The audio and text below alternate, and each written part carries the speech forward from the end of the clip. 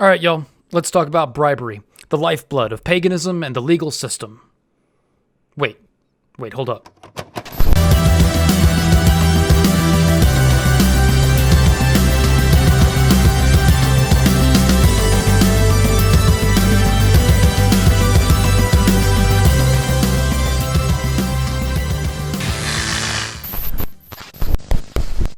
So, a huge accusation that is thrown at pagans with respect to bribes and ritual is that we're bribing the gods with our offerings. And I'm unsure if this accusation is levied at the Old Testament by Christians that make this accusation, but whatever, it's not my circus. I do, however, want to discuss reciprocity with the gods and its distinctions from this accusation. An important cultural element to learn about with respect to reciprocity with the gods, especially among heathens, is the gifting cycle. In many heathen cultures, it was customary to start a cycle of gift-giving between friends, that in giving a gift, one was indebted to return a gift. And this wasn't limited to events like, our Christmas, but it was a general expression of friendship between friends, fostering the frith between them.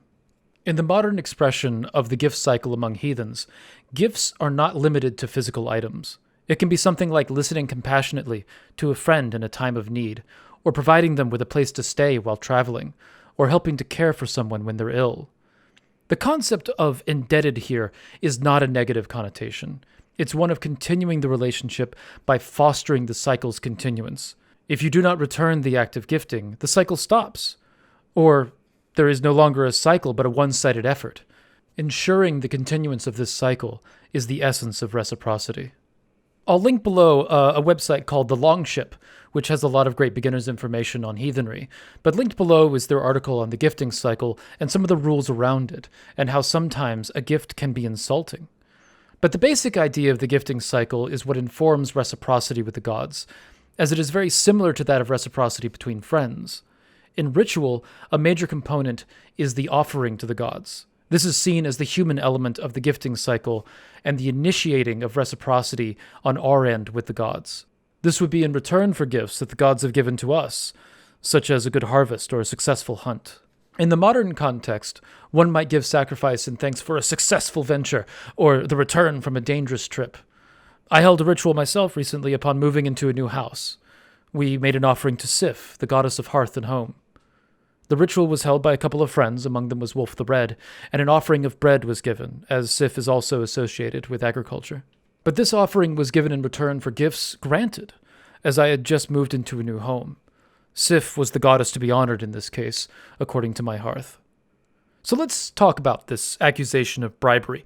This idea is often put forward by Christians mainly, though atheists will sometimes do this one as well, is that pagans, in performing ritual and making offerings, are commanding the gods to do our bidding, or that offering is an attempt to bribe the gods into action with a gift, rather than the Christian method of conducting prayer.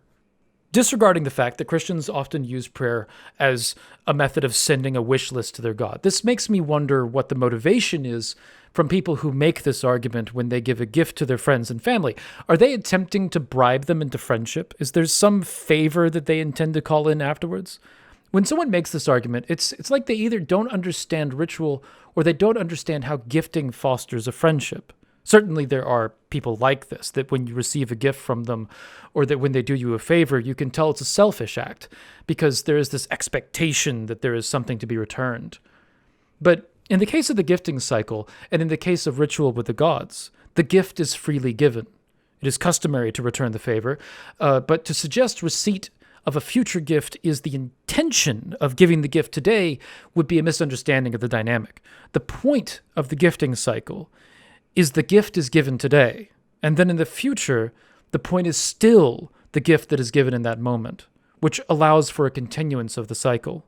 Those of us in gig economies, especially those in artistic gig economies, can appreciate the expression of the gifting cycle. Whether you've traded shifts in retail to help out a snag in a friend's schedule or done a favor to a friend in a collaborative project, the point in that moment is the favor.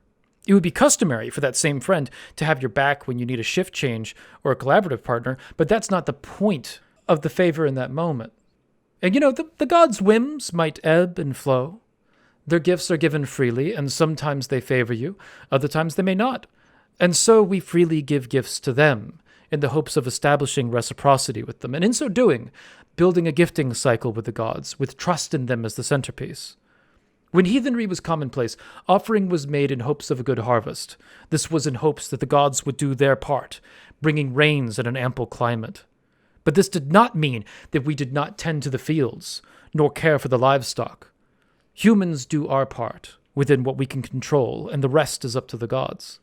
The gifting cycle continues from the last harvest. Gifts are given, and there is hope that reciprocity lives on. Sometimes it seems like the gods are answering, and it seems like the gift cycle is flowing smoothly. But sometimes it seems as though the gods are ignoring you, and that the gift cycle is one-sided. In truth, though, and in time, quite often it turns out that the gods have been giving back and you haven't noticed, or that the gods have given back in a way that you didn't expect or didn't ask for. And sometimes the gods might take some time to get back to you in the same way that your friend, who you did the shift for, might get sick or have life problems, but come through for you in the end when you really need them. Now, in the ritual to Sif, where bread was offered, did a loaf of bread appear in Sif's hearth, wherever the realm is in which the gods reside? No. There are several ideas on the concept of the offering, and we don't necessarily know what specifically different heathen civilizations may have thought, but typically the concept was that for burnt offerings, the smoke carries the offerings to the gods, and in other cases, a sacrifice takes place and the offering is eaten as part of the meal. But what does, a deity do with bread? Given the definition of the gods provided in an earlier video of mine, the gods would not need sustenance in the same way that we do, so an offering of bread does not help nor hinder them at the end of the day. So do the gods need these gifts? Obviously not. The gods existed long before we ever started ritual, and they will exist for long after humanity's end. And the idea that ritual or worship fuels the gods would be something that is not only ahistorical, but illogical, considering the nature of the gods as polytheists understand them. So why make offerings to the gods if they don't need them? Nor can they really access them, so why bother? To me, this is a strange question. Why make a toast to a friend at a meal for their accomplishments? Why send them a thank you letter? Why foster frith if they're not necessary for survival? You don't need a toast to survive. The point of gifting is not to provide a basis of sustenance. It is to show an appreciation and foster frith, thereby deepening the relationship and building a trust and learning discernment between a point where you may be led by the gods and something that may be just your own anxiety. Now, I have a cat. His name is Calcifer, and there's not really anything that Calcifer does that I need in order to survive. But there are times when he jumps in my lap, whether I want him to or not. He makes himself comfortable, whether I want him to or not, and then purrs up a storm to express his contentment. And to be honest, no matter the mood I'm in, I think it's great. And this is, in essence, a similar element of the gifting cycle. Our offerings could be likened to that of a purr for the gods. And with that, I want to end this video with a gift to those of you who conduct ritual. My local group ends each ritual with this stanza, with a modification on the request dependent on the ritual. And in this time, I think it makes sense to make a request for our health. And this prayer is not an excuse to stop wearing a mask. In fact, it means keep doing it. Like I said earlier, we do our part to tend the field, as well as we should not abandon our own health and safety because we have made a gift. But I think this prayer perfectly describes both the perspective on the gods as a polytheist, as well as the concept of reciprocity between us and the gods. So here we go, and you can say it with me if you like. Gods seen and unseen, heard and unheard, known and unknown, spoken and unspoken, named and unnamed. We ask that if you have a hand in these matters of health, that you treat those of us here and those we love with gentle hands, with care and compassion. From the gods to the earth to us. From us to the earth to the gods. A gift has been given, so let it be. Hail to my patrons for making this content possible. It's good to have people at your back.